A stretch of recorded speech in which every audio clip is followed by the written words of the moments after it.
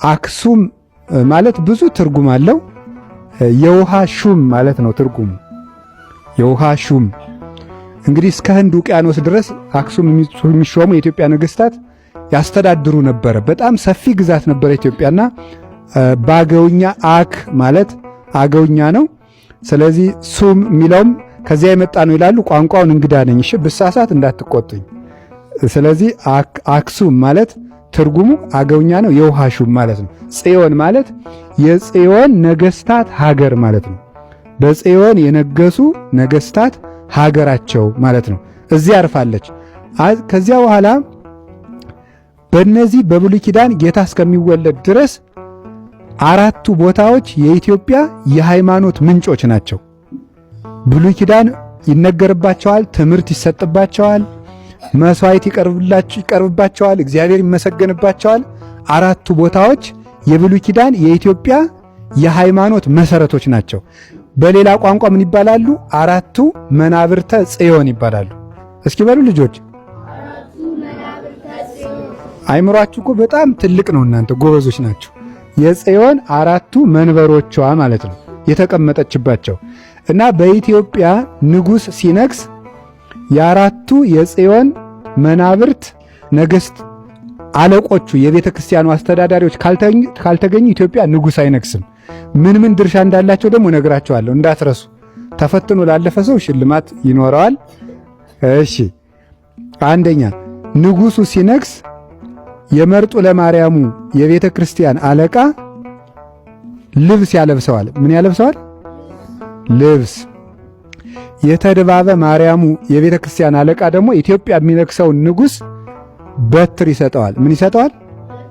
እግዚአብሔር ግዛትህን ያጽናልህ ማለት ነው። ይሄ ያኛው ደግሞ እግዚአብሔር ጸጋውን ያልብስህ ማለት ነው። የዚህ ደግሞ ይሄ ማን ነበር የሚባለው? ሳፍ ምን ሳፍ ጽዮን። የሳፍ ጽዮኑ ደግሞ አለቃ ደግሞ ምን ያደርግበታል? ቅባ መንግስት ይቀባዋል። ምን ይቀባዋል?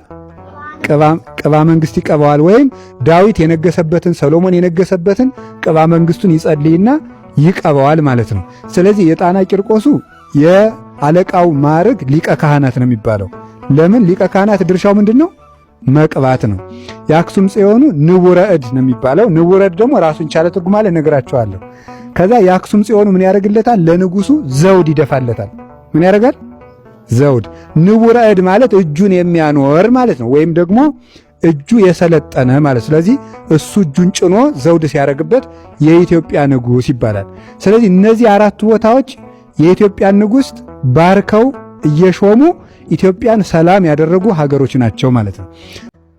ቅዱስ ያሬድ ኢትዮጵያዊ በአክሱም መዲና ሲማር ከቆየ በኋላ መላእክት ነጥቀውት ወደ ኤረር፣ ራማ፣ ኢዮር የሚባሉት ወደ መላእክት ከተሞች ወደ ሰማይ አሳርገውት የመላእክትን ዜማ ተምሮ መጥቶ ከዚያ በኋላ አክሱም ላይ ሙራደ ቃል የሚባል ቦታ አለ። እዚያ ላይ ቅዱስ ያሬድ ዜማ ስላወረደበት ነው ሙራደ ቃል የሚባለው፣ የሰማይ ዜማ ስላወረደበት ማለት ነው።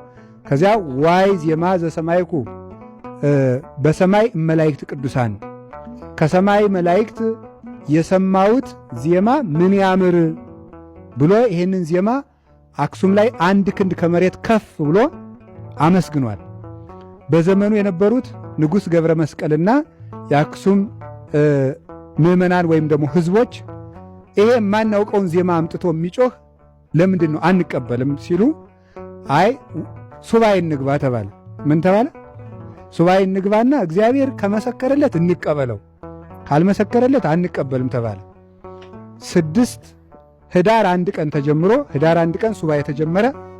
ህዳር 6 ቀን ንሰብክ ወልዶ መድህነ ጌታችን መድኃኒታችን ኢየሱስ ክርስቶስ በዕለተ ዓርብ እንደተሰቀለ ሆኖ በአክሱም ሰማይ ላይ ለቅዱስ ያሬድ ታየ። ለንጉሡ ሁሉ ተገለጠለት። ያንን ሲያዩ የጌታችን ለዓለም ተሰቅሎ ሕይወትን የሰጠ የአብ የባሕሪ ልጁን መድኃኒት ክርስቶስን እንሰብካለን ብሎ ህዳር 6 ቀን ቅዱስ ጳውሎስ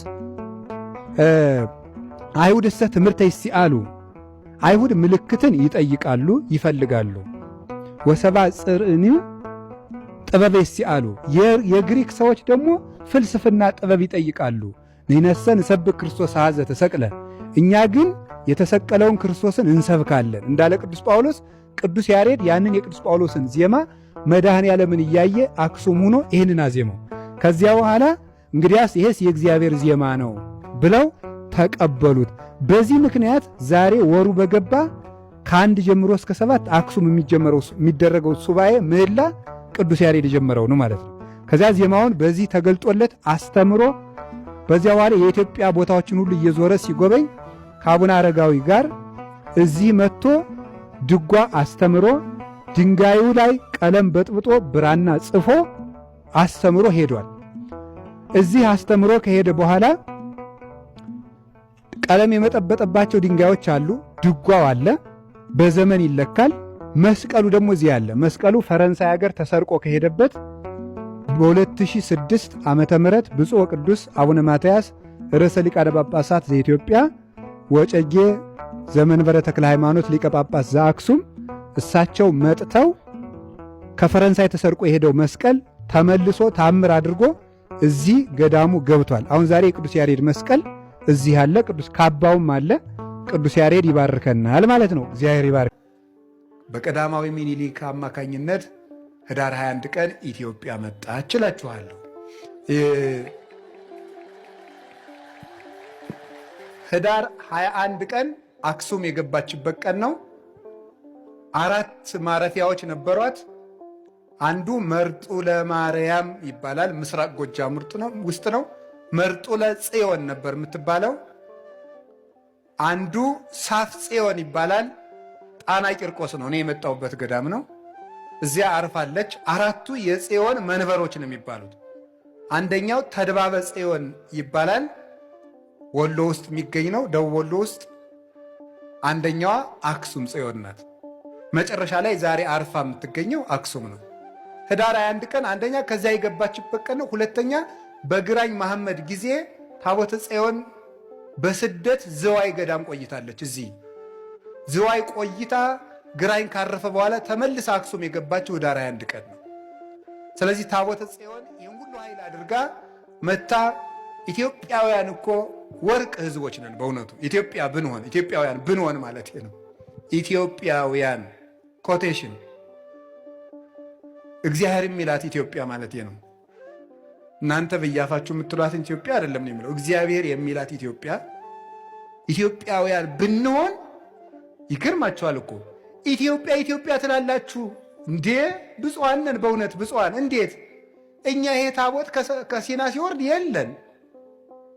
እኛ ይሄ ታቦት ደመና ሲጋርደው በደብረ ሲና አላየን። እኛ በስርየት መክደኛው ለሙሴ ሲነጋገረው አላየን።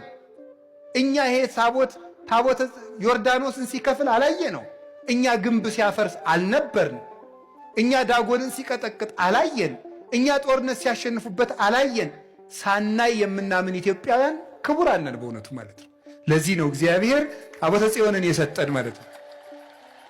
አዎ አይተው የገፋትን ታቦት ሳናይ ተቀበልናት። እግዚአብሔርን በዚች ታቦት እየባረከን ነው። ይህንን ታቦት ነው እግዚአብሔር ወደሚወዱት አምጥቶ ሰጠ። በታቦተ ጽዮን እግዚአብሔር ይባርከን።